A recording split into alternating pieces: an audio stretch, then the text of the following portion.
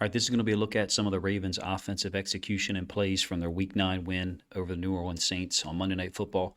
I'm kind of compressed for time today, actually the last couple of days, so there's going to be no fluff here at all. We're just going to get right into the plays, no intro pick or anything like that. Look, I'm going to be honest with you, this first possession that we're going to look at was not super impressive. There's a lot of things that look sloppy, and even there's two plays on the second possession, which was a big touchdown, drive, concluding with a touchdown pass from Lamar to Isaiah Likely on the fake QB sweep, which is a great call, great execution by Lamar, great throw. But I still think there's some things early in the game that needed to be tightened up. So let's get into it. All right, this is going to be a 1st and 10, first possession from the negative 11-yard line. It's going to be a run by Drake, and early in the game, Tyrann Mathieu was super active. It's our counter wind back play, and I feel like there should be more here off the edge. You've got Linderbaum and Moses pulling. Linderbaum is getting jacked up or getting at least impacted by an edge player. Actually, it's a safety coming off the edge.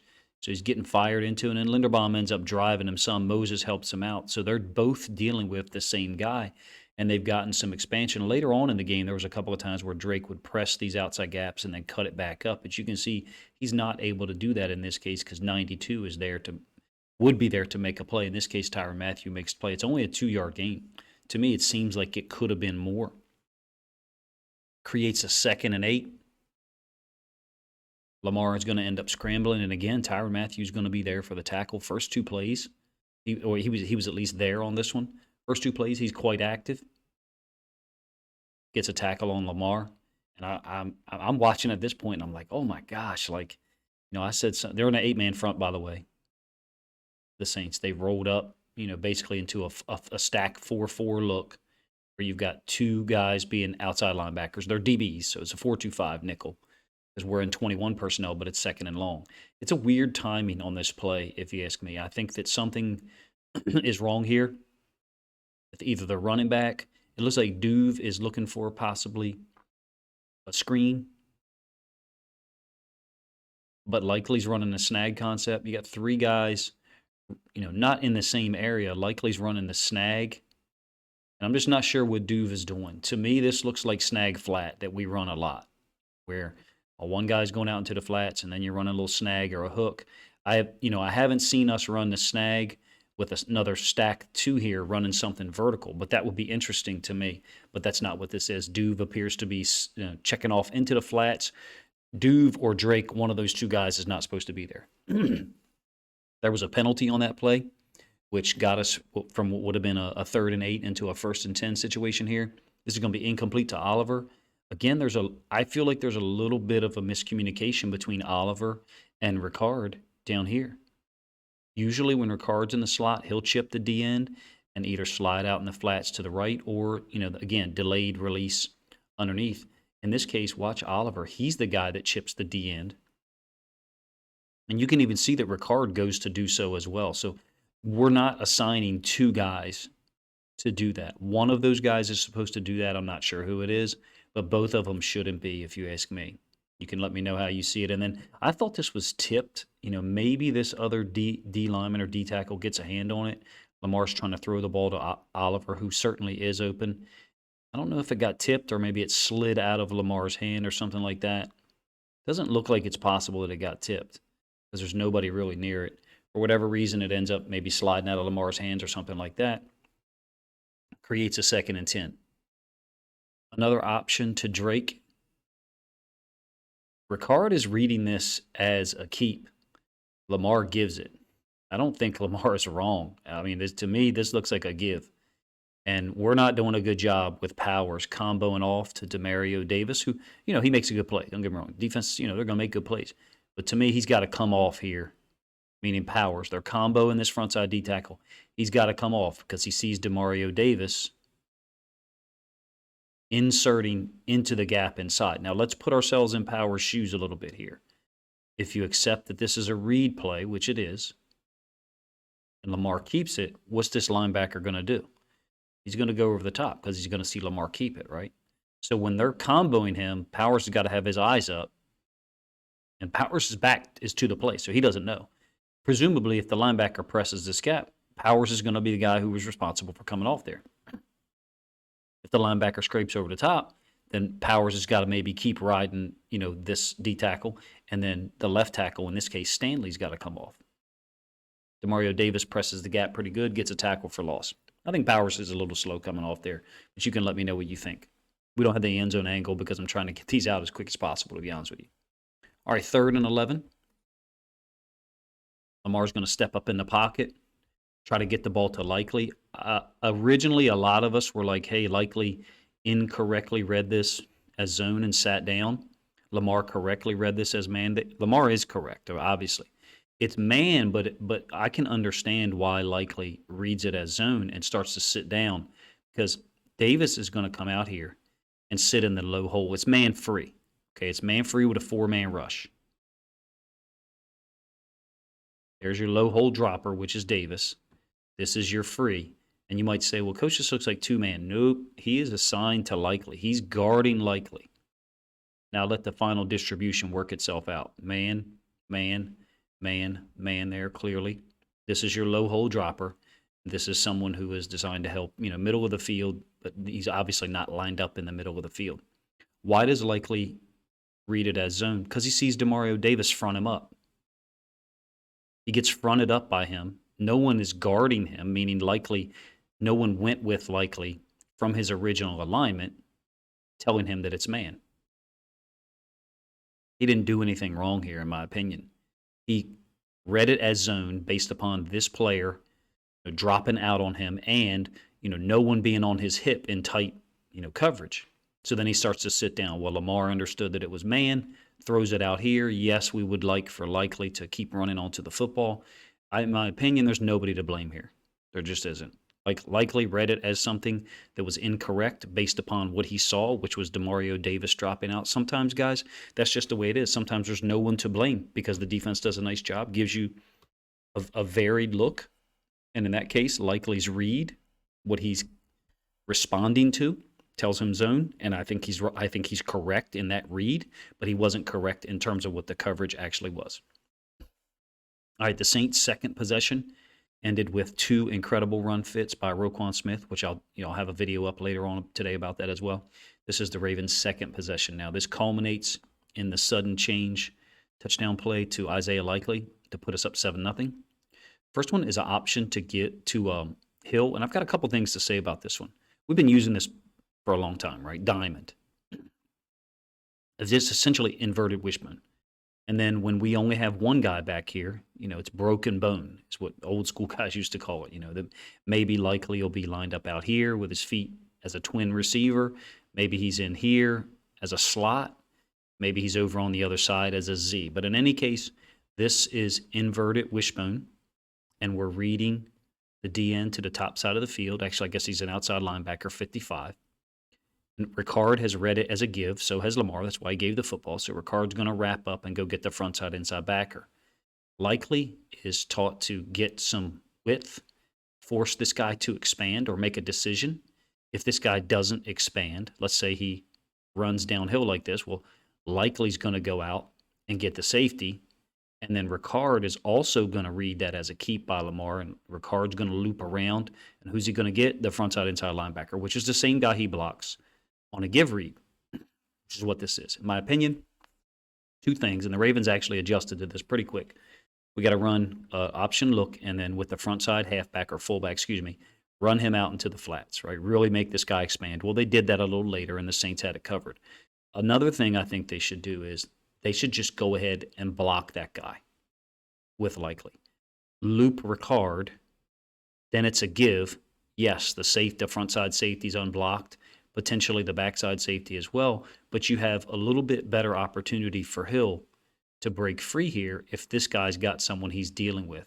Safety's still going to be able to come up. We just got to be able to make him miss.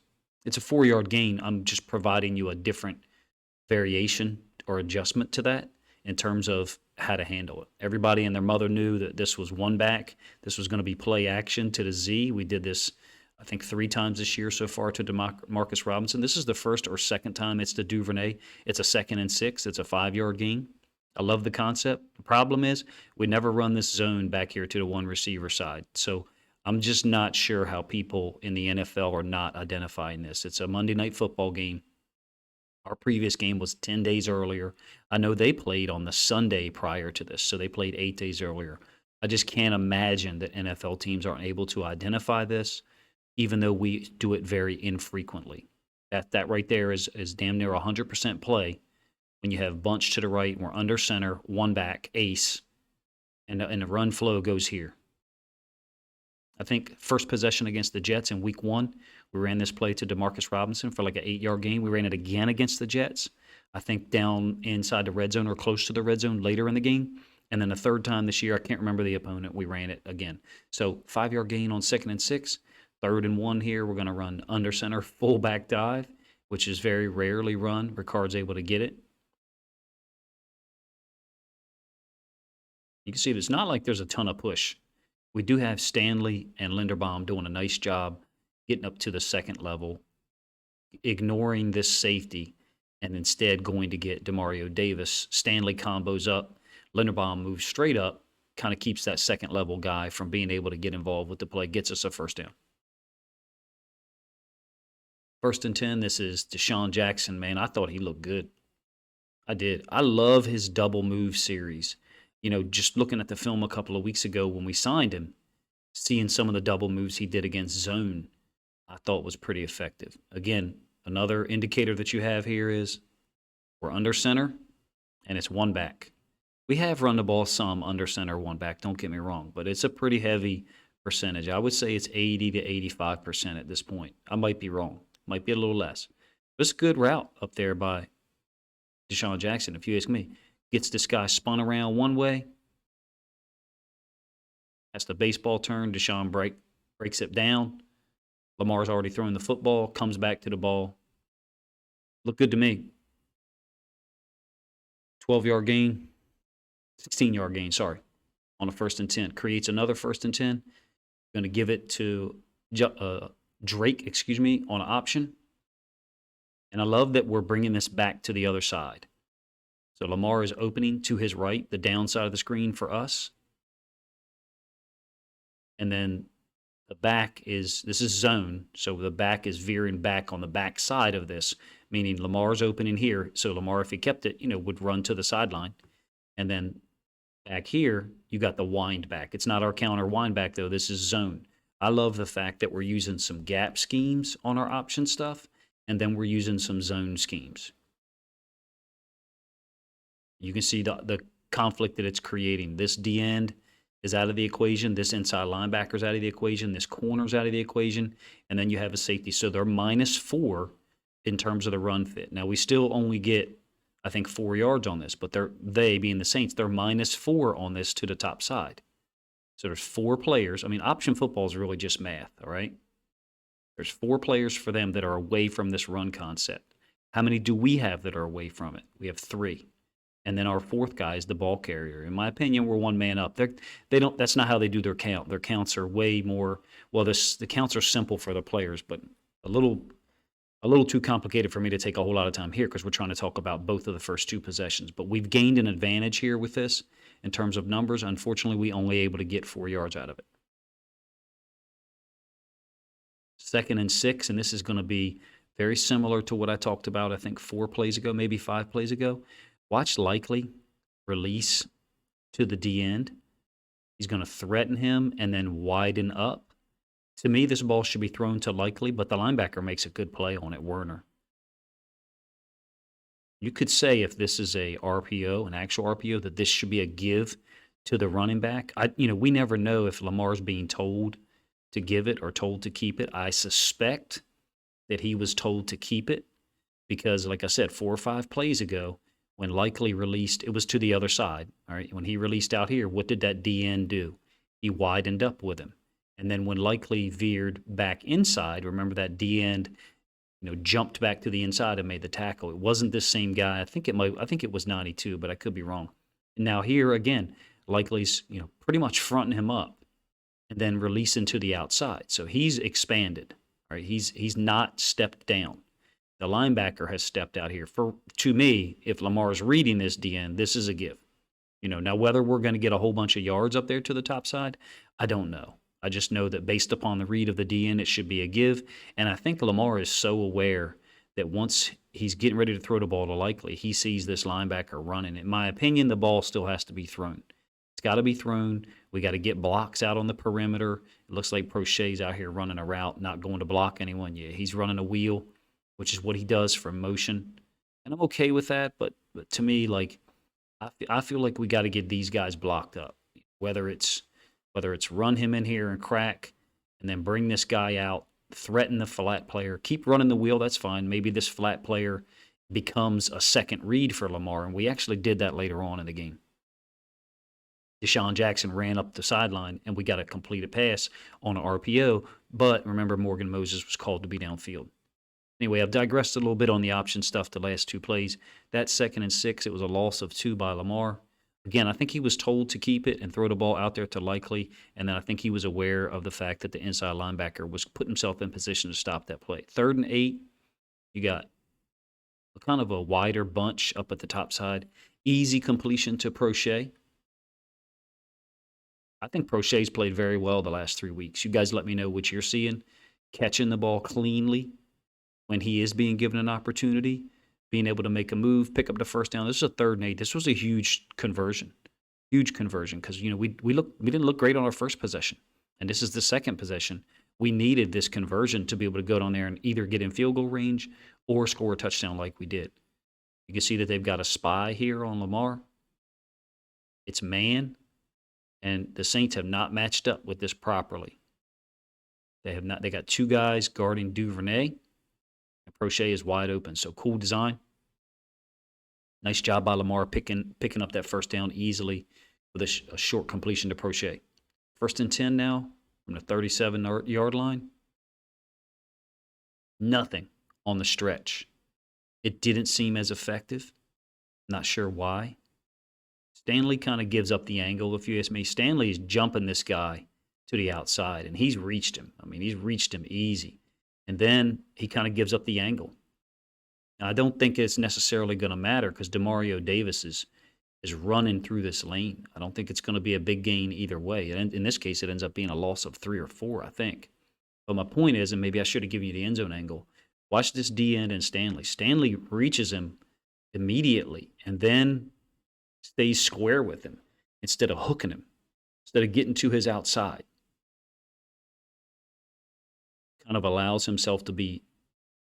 Stanley kind of allows himself to be pushed back here instead of getting to the outside and hooking him. I still think, like I said, Demario Davis is going to get involved. At some point, we've got to run the stretch, fake, and then boot Lamar back out of here, out of this pistol. This is a very predictable formation for us, guys. When it's bunch and we're in the pistol with the running back behind Lamar, we are very predictable in terms of stretch. And it seems like lately we're running it to the boundary a lot. We ran that twice against the Bucs from the same exact formation.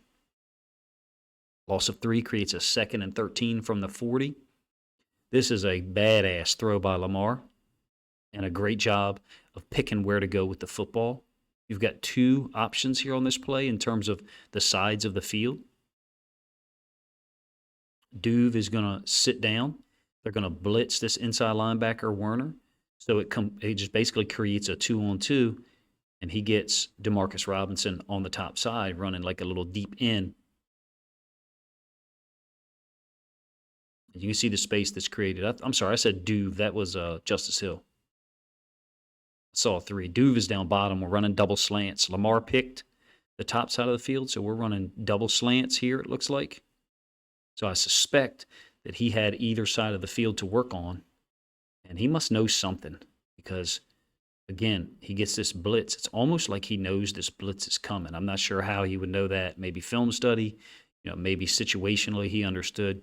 So that created a 3rd and 1 after a 12-yard gain to Robinson, holding on. I thought Robinson played really well, to be honest with you. Thank goodness, because Deshaun Jackson went out. Sounds like it was precautionary to hold Jackson out the rest of the game. Sounds like maybe he could have gone, but because we were running so well, we were content to keep him on the sideline. That's the perception that I got, especially after the way T. Martin talked about it Tuesday. 3rd and 1. And we're going to run option. I just did not think the Saints had a great, consistent plan to stop option. 3rd and 1, Lamar keeps it. I understand that there are people who say Lamar does this on all of these run plays. I don't think he does this on all of these run plays. I think there's plenty of times where, first of all, he's reading it correctly. Him and Ricard are both reading this as a keep. So Ricard's going to loop around. Lamar's going to keep it out on the edge. Ricard gets the frontside inside linebacker. I feel like there have been times where Lamar would try to press this downfield, and there are going to be people who are going to say and have been saying, oh, he's not doing that lately because he wants to preserve himself. I disagree. I think he has done that 3 or 4 times this year, but generally, he in my opinion, he's been trying to gain yards. But to me, there seems to be a difference. On this concept, pistol option, where him and the fullback are reading the same thing, he does seem to be taught run at this angle. But on all of our other stuff that's usually inverted option, QB power read, QB counter read, when he hits it downhill, he's willing to come downhill and make contact. So I don't think there's this huge fear of him inside of Lamar's brain and worry about getting hit. All right, so we just picked up a first down on a 3rd and 1 option play. This is a sudden change play, but this isn't a sudden change situation. We did change personnel groups. It's a pretty poor job by the Saints, for real. There was someone who said, Tyrann Mathieu got beat. He didn't get beat on this play. He's the backside safety over here to the one receiver side. He is not responsible for this Z running a vertical. You'd be talking about the safety, and I really can't imagine, again, how NFL teams don't have awareness of this. It's got to be people on their staffs that sit and look at film formationally. If not, I don't get it. Formations tell you the play. And I will say this. Other than Kansas City in 2021, one play. Kansas City in 2018, on the road, one play that I recall. Maybe Seattle in 2019. I don't remember us going bunch right A with the running back on the same side of the bunch and actually running the QB sweep to this side, to the side of the bunch. Now, the good thing about having a lot of subscribers now is, first of all, it's a blessing. But second of all, the good thing is, like, there's a lot of eyes and a lot of ears and a lot of brains to say, hold on a second. I remember this play being run against the Bills in 2020 or whatever the situation is. My point in bringing this up is this is if you get this action by the running back and Lamar, it's a 2-play sequence. There's 2 plays there. One of them is one of these guys leaking out, and the second one could be QB sweep, no doubt. How many times have we run the QB sweep? I don't think it's many. We haven't run this play a whole lot either, right? So I'll agree to that. The problem is it indicates that no one for the Saints has awareness of the formation and that there's only 2 plays in the sequence when you get this action by the backs and then you get a little bit of a pin-pull action by the tight end, the Y, who's on the line of scrimmage, right tackle going out and leading, Ricard going out and leading, running back protecting. It's a great play by us, don't get me wrong. It's really low awareness, if you ask me, by the Saints. And I'm just not sure how NFL teams can show up to work. Coaches can show up to work and not blame themselves for not having players be aware of this stuff. Look at Demario Davis. I'm not blaming him. How is he not aware of the fact that there's the possibility exists for the outside guy to release? He actually runs into Likely. Now, we've done this play before with Andrews here. I think it was Denver 2021, and Andrews is the guy who releases for the touchdown, for the pass. It was a touchdown that got called back. So I recognize that it's different guys.